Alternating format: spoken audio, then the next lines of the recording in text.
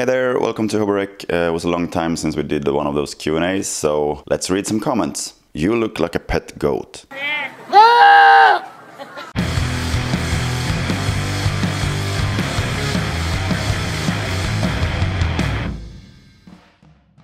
Alright, so let's try to get in some more question-like comments. First one, unrelated, but what are those speakers? We have a bunch of different speakers in the studio, but the ones you see in the background when I talk about analog tape versus digital, they are passive Pro AC Studio 100s. Sounds really good. I don't usually do much mixing on them, but I love to use them for reference listening between those and between the big Dynaudio M3 monitors that are the main monitors in the studio. What are some fun and odd instruments that you put on tape in recordings throughout the years? Were there any specific challenges that came with recording them? To be honest, I haven't recorded that much weird instrument through the years. It's usually standard stuff, but at one point there was a Swedish punk band called Ett steg närmare döden that had a song about putting the nail in the coffin, and there was one part where they wanted the sound of a hammer hitting a nail, and we found it a bit hard to make that sound good and have a good impact when just putting regular acoustic microphones on it. So we used contact mics, piezo elements, put it on a piece of wood, and then we slammed that piece of wood with a hammer.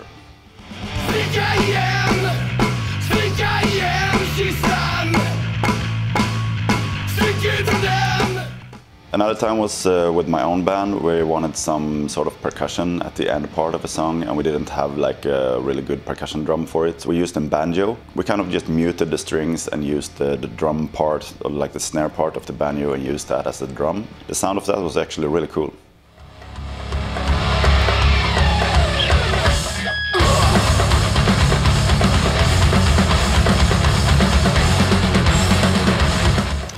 Other than that, it has been a couple of Eastern instruments of some sort. I recently recorded a sass. I have recorded something called I can't remember the name of it. It's sort of a string instrument, but it's like I'm not sure if it's Indian or some Eastern stuff. I'm gonna put it in text here. I can't remember it. But those kind of instruments are not particularly hard to record. It was just unusual instruments, and it was really fun to get it into the production. What material are these walls? The material of the walls in my Studio B is just regular plaster walls. Just sort of a fun question for the next Q&A. If you could go back to the 90s and record any album, engineer, produce, mix, etc. with any band, who would it be and why? This is a pretty tricky question. I started thinking about it, and at first I thought the 90s was not such a great century, because at least for snare drums there's a lot of flat, thin sounding paper snare drums from the 90s, but there are also some really cool productions, especially in alternative music. I mean, you just had an era of the 80s and early 90s where everything sounded pretty slick and well produced, and then there started to become some sort of experimentation and more dirty productions again. And these days we are kind of back to a formula for metal sound, which I find really boring, that everything is supposed to sound the same. There are some odd albums out there still today that are like trying different sounds, but the majority of productions these days I think sound pretty much the same, at least to me. Maybe it's just because I'm not that well versed in it, I'm not sure, but that's how I feel. But going back to the 90s, I would say maybe Deftones, Around the Fur.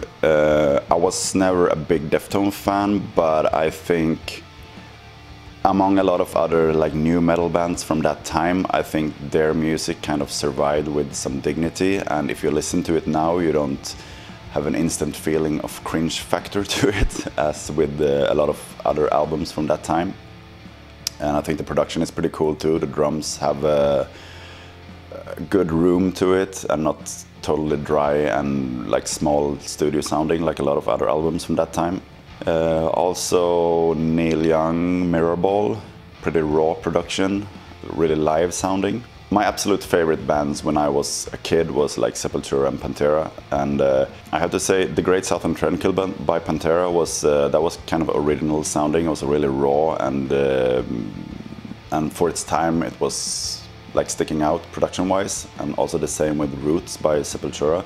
Not particularly my favorite album these days, but at that time it was really cool, so that would have been cool to be a part of that. And to go more local, perhaps Shape of Punk to Come by Refused. It's maybe not that original to say that, but the same thing as with the Deftones, I think it really holds up to this day. I think it still sounds really awesome in modern day comparison, both musically and production-wise. I can't really think of any other right now, but maybe I have to get back to this topic later on.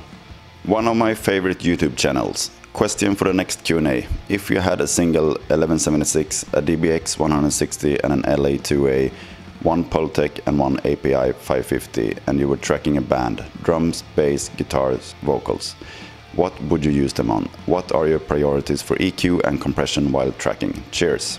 First off, thank you so much for the kind words. I really appreciate when people tell me that this is their favorite YouTube channel. Even if it's just kind word, I really appreciate it, and it really helps me to put energy into this. So thank you so much. I'm gonna assume that you will not track the whole band live, and in that case, I can say right away that I haven't used the DBX 160 that much, so I cannot speak about that.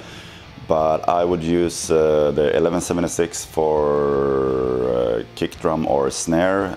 I would use a combination of the LA2A and the 1176 for recording vocals. I'm not really sure what I would use the API 550 for, because I would use it for the guitar. Just put some slight EQ on it to give it a little bit more bite.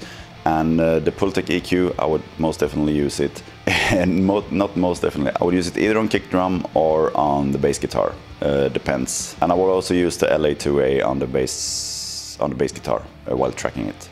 So that's it. It seems there's actually a wide variety of different kinds, shapes and sizes of piezo elements. I wonder how much different ones would affect the sound. I wonder that too, because I haven't really tried it out, but reading about it and some logical conclusions, I would say that larger ones would produce a higher output because of its mass. And from what I understand, the frequency response between different sizes are not really, I mean, the difference between the lowest and highest frequency maybe not differs that much, but different sizes and thicknesses of the elements may produce different resonance frequencies that will affect the sound. That's actually the same as with the condenser microphones.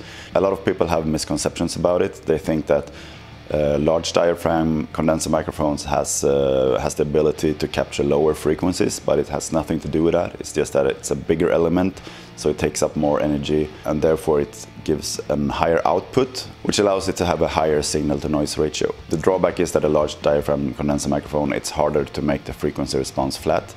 So if you want a flat frequency response, small diaphragm condenser microphones are better, but there is no difference in how much low end they can pick up. One other important thing to think about with the piezo elements is the output impedance, and it's really high, so I usually put it in a line box in an instrument input before it goes to the microphone preamp. One thing you don't want to do is plug it directly into a line input, because then you have an impedance mismatch, and you will most likely have like a high pass filter at about 200 Hz. That way you will miss out on a lot of low end, which is unnecessary, and it will sound thin and tinny. If you try out piezo elements and it sounds thin, it's probably impedance mismatch. Try to plug it into an instrument input or a line box if you have any. Yeah, so that's pretty much it for today. Thank you so much for all the questions. Keep asking them in the comment section. I will get back to you the next time I have a Q&A, and I see you again next week. Bye bye. Cheers.